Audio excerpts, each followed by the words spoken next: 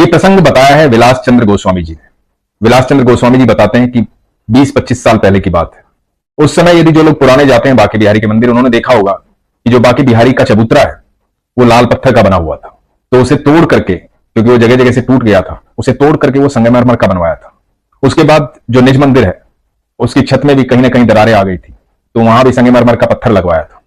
फिर इन दिनों गर्मी बहुत होती थी, बिजली चली जाती थी, तो वहां पर 2 जनरेटर लगवाए थे। तो विलास चंद्र गोस्वामी जी ने पूछा कि ये सब करवा कौन रहा है।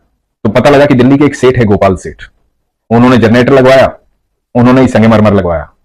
तो बड़ी इच्छा हुई कि जाकर एक ऐसे व्यक्ति से मिलूं जो यहां आता है और इतना काम करवा रहा है, कुछ तो बात होगी उसमें। तो विलास चंद्र गोस्वामी जी ने पता किया कि गोपाल सेठ आते कहां है। तो पता लगा कि उनके गुरु जो है वो श्री पूरन चंद्र गोस्वामी जी हैं। तो विलास जी उनके यहां जाने लगे। तो जब भी गोपाल सेठ आते उनसे मिलने चले जाते। 3-4 बार आना जाना हो गया। तो एक दिन गोपाल सेठ ने पूछ लिया, अपने आने का मकसद तो बताओ, जब भी मैं आता हूं तुम मिलने आते हो। तो विलास चंद्र गोस्वामी जी ने कहा कि मेरी एक बात है जो मुझे पूछनी है, और ऐसा कुछ नहीं है कि जैसे एक धनी व्यक्ति से एक व्यक्ति मिलने आता है किसी लालच से, किसी काम से, तो मैं किसी लालच या काम से मिलने आपसे नहीं आया हूं, मेरा एक प्रश्न है। तो गोपाल सेठ ने पूछा, हाँ पूछो। तो विलास जी ने पूछा कि मुझे सिर्फ एक बात बताओ कि आपका बिहारी जी के साथ क्या संबंध है, क्या आकर्षण है आपके भीतर बिहारी जी का, आप इतना सारा काम यहां पर करवाते हो, क्या कारण है बिहारी जी के पास आने का, आप दिल्ली से आते हो और मैंने सुना है हमेशा लगातार आते हो आप। तो गोपाल सेठ मुस्कुराए। गोपाल सेठ बोले कि मेरा बहुत पुराना संबंध है बिहारी जी से, और ये संबंध बिहारी जी ने स्थापित किया।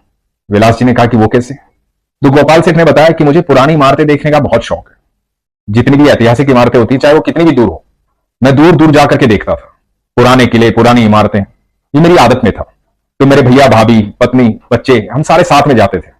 तो एक दिन जयपुर से आगरा की तरफ से होते हुए आ रहे थे। तो भैया भाभी ने, इन्होंने सबने कहा कि वृंदावन के मंदिर बहुत पुराने भैया, आपको अच्छे लगेंगे, एक बार देखने चलें, इस बहाने वृंदावन भी चले जाएंगे। तो भैया भाभी और बच्चों की चाह थी यहां आने की। तो हमने मथुरा की तरफ गाड़ी मोड़ दी। जब मथुरा आए, यहां के मंदिर देखे, मंदिर देखकर मन प्रसन्न हो गया। बड़े प्राचीन मंदिर हैं, बहुत ही अच्छी शैली से बनाए हुए हैं। मंदिर देखते देखते पहुंचे बिहारी जी के पास। जब बिहारी जी के मंदिर में पहुंचे और बिहारी जी को देखा, मैं बस देखता ही रह गया। जब उनकी आंखें देखी, उनका रूप देखा, मैं स्तब्ध हो गया, स्थिर हो गया, मानो शरीर में जान ही नहीं रही, बस वहीं खड़ा रह गया जहां खड़ा था। और मुझे ऐसा लगा कि मैं बिहारी जी को आज पहली बार नहीं देख रहा हूं। बचपन से यही तो दिखाई दे रहे थे, यही तो मेरे साथ थे, हर काम इनकी वजह से ही तो हुआ है। और सच मानना, उसके बाद किसी को देखने का मन भी नहीं करता और कहीं जाने का मन भी नहीं करता। वो दिन है और आज का दिन है, बस मैं मेरे बिहारी जी से मिलने आता हूं, वो मेरे मालिक हैं, वो मेरे सब कुछ है। तो उसके बाद गोपाल सेठ ने यह बताया कि यहां से जब मैं दिल्ली गया बिहारी जी से मिलने के बाद, तो दिल्ली में एक मेरी मिल थी जिसका नाम था गोपाल बोर्ड मिल। मैंने जाते ही उस मिल का नाम रखा श्री बांके बिहारी मिल। मेरा सब कुछ मेरे ठाकुर है, बांके बिहारी है। उस दिन के बाद मैंने सोच लिया था कि यही मालिक है, यही सब कुछ है, मैं तो इनका कारिंदा हूं, इनके यहां काम करता हूं, यही मेरा प्रेम है और यही सत्य है। तो विलास चंद्र गोस्वामी जी ने कहा कि मुझे एक बात और पूछनी थी। गोपाल सेठ ने कहा, हाँ पूछो। तो विलास चंद्र गोस्वामी जी ने कहा कि मैंने सुना है जो ठाकुर जी के अनन्य भक्त होते हैं, बिहारी जी के जो बहुत प्रेमी भक्त होते हैं, उनको बिहारी जी मिलते हैं, उन्हें चमत्कार दिखाते हैं, उनको उनका आभास होता है। तो क्या कभी आपके साथ ऐसा हुआ कि आपने बिहारी जी को देखा हो, आप मिले हो या आपको आभास हुआ हो? गोपाल सेठ मुस्कुराए, बोले हाँ, वो बात मैं अपनी जिंदगी में कभी भूल नहीं सकता। जन्माष्टमी के बाद नंदोत्सव था।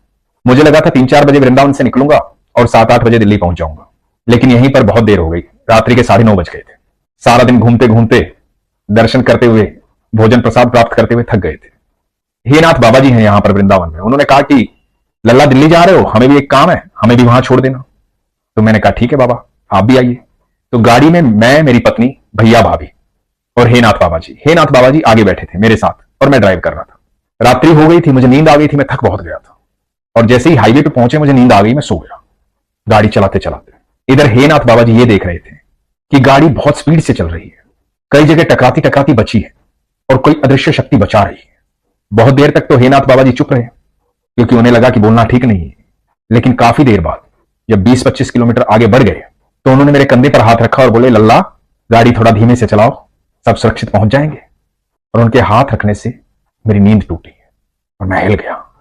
गाड़ी चल रही थी, मैं सो गया था, और मुझे आभास हुआ कि स्टीयरिंग पे मेरे हाथों के ऊपर 2 हाथ हैं, और 2 हाथ मेरे हाथों में विलीन हो गए।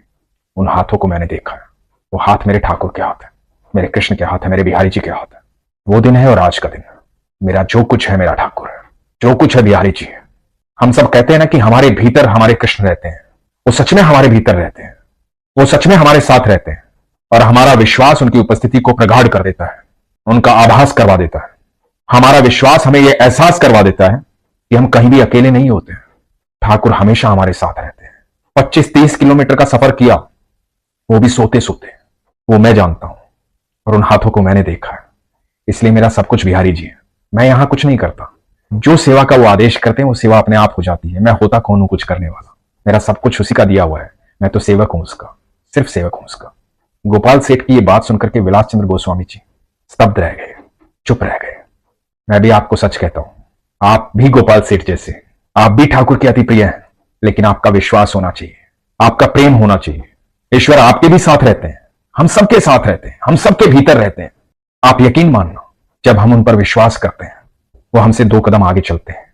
हमारे चारों तरफ सुरक्षा घेरा रहता है। वो ईश्वर है, उनके शब्दकोश में असंभव है ही नहीं। उनके लिए कोई समस्या है ही नहीं। सारी सृष्टि के रचयिता हैं, सब कुछ संभव है। हम बोलते हैं कि चमत्कार होता है क्योंकि हमें ऐसा लगता है, लेकिन ईश्वर के लिए तो हर चीज बहुत आसान है, और हमारे लिए वो हर चीज चमत्कार है। चमत्कार तो आप हर पल महसूस कर सकते हैं। जब गहरी निंद्रा के बाद आप सुबह उठते हैं, जीते जागते हुए, सांस लेते हुए, मुस्कुराहट के साथ, तो आप महसूस कीजिए ईश्वर का चमत्कार है, तभी आप जीवित उठे। सर्वप्रथम उठते ही उनका धन्यवाद कीजिए। हमारे जीवन में हर पल वो चमत्कार करते हैं। जीवन को जब इस नजरिए से देखेंगे कि हर पल चमत्कार हो रहा है, हर पल मेरा ईश्वर मुझे दे रहा है, हर पल मुझे महसूस हो रहा है, हर पल मेरे सामने है, हर पल मेरे साथ है, आप देखना जिंदगी में इतनी सकारात्मक ऊर्जा आ जाएगी कि दुख, कष्ट, निराशा, ये सब आपके आसपास ही नहीं रहेंगे, कहीं भी खड़े नहीं होंगे।